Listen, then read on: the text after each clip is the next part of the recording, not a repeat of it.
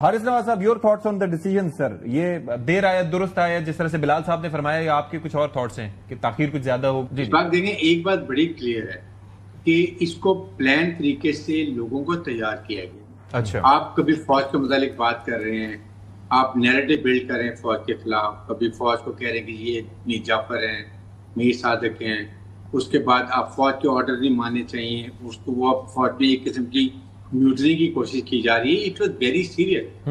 آپ یقین کریں اگر اس وقت چیف آرمی صاحب فیلڈ مارشل عاصم منیر اور ہمارے جو کمانڈر تھے, اگر وہ پیشہ ورانہ طریقے سے فوج کو کنٹرول نہ کرتے, thing would have gone different. یہ بڑی خطرناک سچویشن تھی.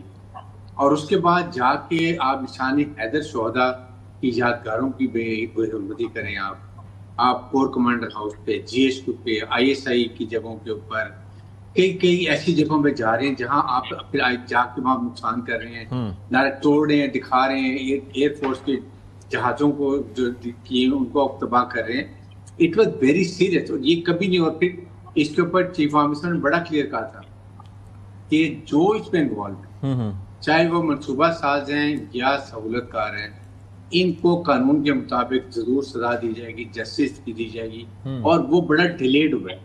وی وانٹڈ کہ ان کو جلدی سزا ہو, تاکہ جو ہوتا ہے جسٹس ڈیلیڈ جسٹس ڈینائیڈ. یہ پھر ان کے وکلا تھے, کبھی ڈیٹ لے لیں, کبھی کچھ کر لیں, کبھی کیسے کر لیں. اور اس کے بعد کوئی آپ کے ان کے بانی کو چاہیے تھا کہ بانی should have taken on the responsibility. اگر اتنی بات تھی جس طریقے سے آپ نے ان کو انسٹیگیٹ کر کے تیار کیے اس دن کے لیے, تو آپ کہتے ہیں جی کہ ٹھیک ہے جی میں ٹیک رسپانسبلٹی اور میں معذرت کرتا ہوں, میں معافی مانگتا ہوں. اپنے کارکنوں کے بہاف پہ پارٹی کے یہ ہوا وہ بھی نہیں کیا, آپ کو ریگریٹ بھی نہیں ہوا. اس کے بعد جس طریقے سے پھر آپ کو پورا فیئر ٹرائل دیا گیا, آپ کو پروسیکیوشن ہے, آپ کو ڈیفینس کا دیا گیا, آپ اپنے ایویڈنس لا سکتے ہیں, اور پھر ابھی سزا ہوئی تو آپ کے پاس ایک اور ریمیڈی اویلیبل ہے, ہائی کورٹ. پلیز گو وہاں جا کے اپنا پیش کریں, جو آپ کے بجائے اس کے کہ آپ یہ کہ ہماری جاتی ہوئی ہے, یہ ہو گیا, آپ وہاں جا کے بات کریں, اپنی ریمیڈی لیں, پراپر طریقے سے بات کریں. لیکن اٹ واز ویری سیریس. یہ جو ہمارا دشمن چاہتا تھا کہ فوج اور عوام میں دوری پیدا کرو, فوج کو کمزور کرو اور اپنے مقاصد حل کرو, exactly inadvertently I would say کہ وہ وہی کیا گیا. اچھا, وہ ہو رہا تھا. اور یہ تو اللہ کا شکر ہے کہ فوج نے بڑی پیشہ ورانہ اکانومی تھے, آپ نے فوج کو ڈس انگیج کیا, ہم نے ان کو نہیں کرنے دیا, otherwise thing would have been very very different. ٹھیک ہے حارث صاحب, آپ نے بات کی, میں اس سے لنکڈ ایک کوشچن.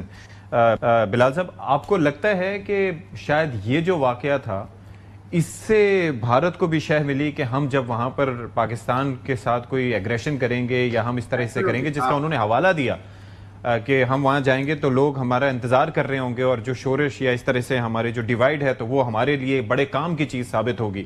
آپ کو لگتا ہے that was one of the reasons why India did what he did? میرے خیال سے جی, جب آپ اس طرح کی باتیں یہاں پر کرتے ہیں جو بالکل انڈیا کی زبان بولتی ہوں, تو یقیناً وہاں پہ ایک تاثر جاتا ہے, ایک تاثر جاتا ہے, اور ایک انکریجمنٹ بھی شاید ملتی ہے. اور میں آپ کو پرانی بات نہیں ہے, میں آپ کو بڑی یہ واضح طور پہ بات کرنا چاہتا ہوں.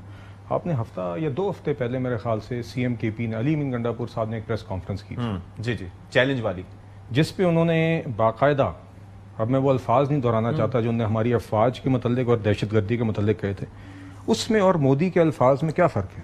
ان الفاظ میں اور مودی کے الفاظ میں پاکستان میں دہشت گردی کے متعلق کیا فرق ہے؟ کوئی فرق نہیں ہے. یہ بالکل مودی کی زبان بول رہے تھے, اور میں وہ بات دہرانا بھی مناسب نہیں سمجھتا, مگر اس بات کی طرف اشارہ دینا ضروری سمجھتا ہوں آپ کے سوال کے کانٹیکسٹ میں.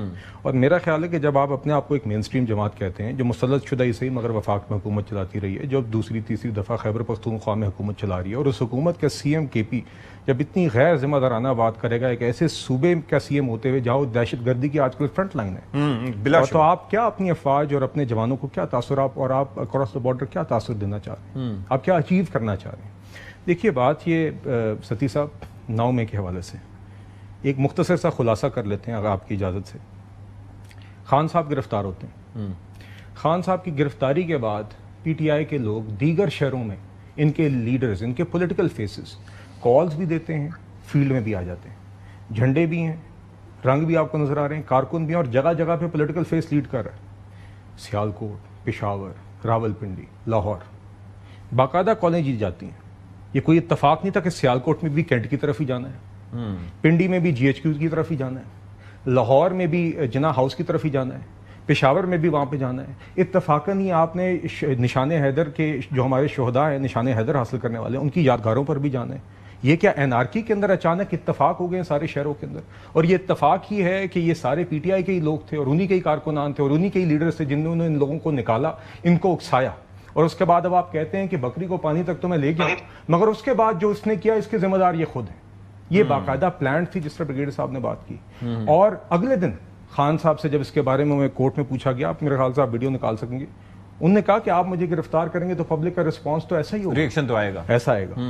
ان کا یہ خیال تھا کہ یہ ان کا پلان ہے جو کامیاب ہو گیا ہے.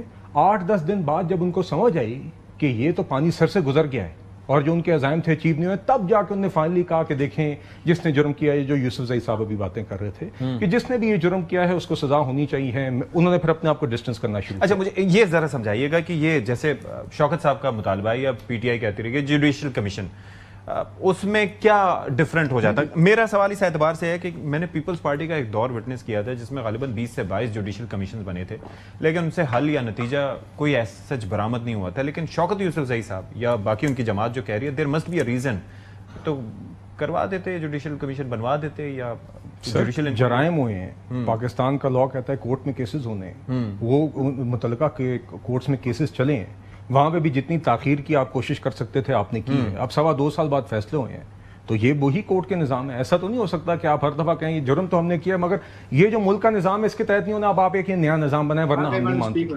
تو دیکھیے things can't run this way. ٹھیک ہے.